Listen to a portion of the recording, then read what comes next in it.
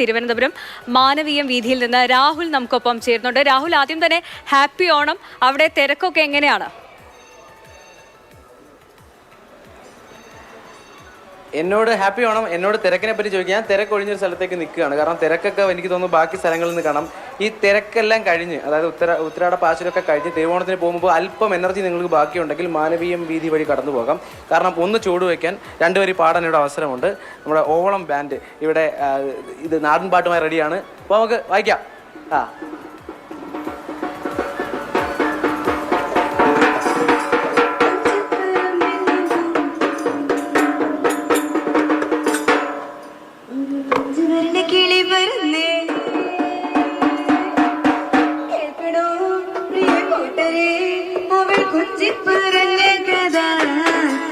കൊഞ്ചി കൊഞ്ചി പറഞ്ഞ കഥ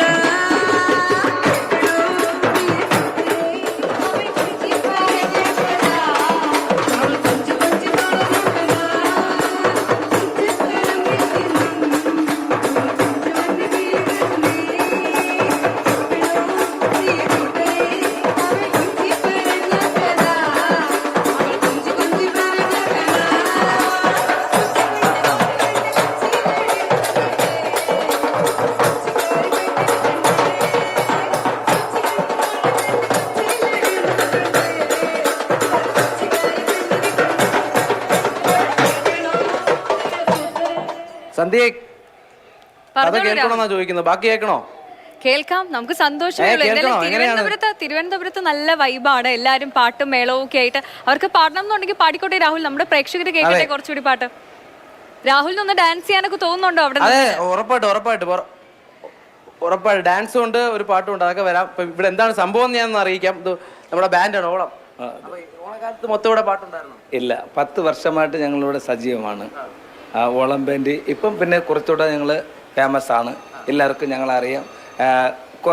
വൈകുന്നേരം ആകുമ്പോൾ 7:30 മുതൽ 10 മണി വരെ ഇവിടെ ഞങ്ങളുടെ കരോക്കെ ഗാനമേളയും നാടൻ പാട്ട് ഇവിടെ ഞങ്ങൾ ചെയ്തു വരികയാണ്. ഇത് പ്രതീക്ഷിച്ച് കുറേ പേര് ഇവിടെ വരുന്നുണ്ട്. ഞങ്ങളെ പ്രതീക്ഷിച്ച് കുറേ അവരുടെ സങ്കടങ്ങളും വിഷമങ്ങളും മറ്റ് കാര്യങ്ങളെല്ലാം മാറ്റി വെച്ച് അവരെ സന്തോഷിക്കാൻ ഇവിടെ വരും. അപ്പോൾ അത് തന്നെയാണ് പ്രതീക്ഷിതരൊക്കെ വന്നുകൊണ്ടിരിക്കുന്ന അതേ ഉള്ളൂ. അവരെല്ലാം ഈ തിരുവോണത്തിൻ്റെ തിരക്കിലാണ്. ശരി, ആണ്ടേ മോളെ പേരെന്താ? പാട്ടൊക്കെ പാടി തീർത്തോ?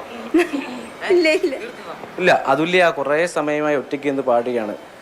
അതുല്യക്ക് തന്നെ ബോറടിച്ചാണ്. അപ്പോൾ ഒരു കൂടെ പാടാനുള്ള ആഗ്രഹിക്കുന്നുണ്ടാവും.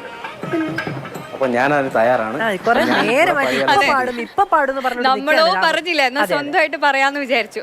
ആയിക്കോട്ടെ, ആഗ്രഹം നടക്കട്ടെ. രാഹുൽ പാടിക്കോളൂ. ശരി, അപ്പോൾ അറിയാവുന്നൊരു പാട്ട് പാടാം. ഞങ്ങൾ രണ്ടുപേരും കൂടി പാടാം. നമ്മൾ നേരത്തെ പാടിയ ട്രയലൊക്കെ എടുത്തിട്ടാണ് നിൽക്കുന്നത്. അതെ അതെ.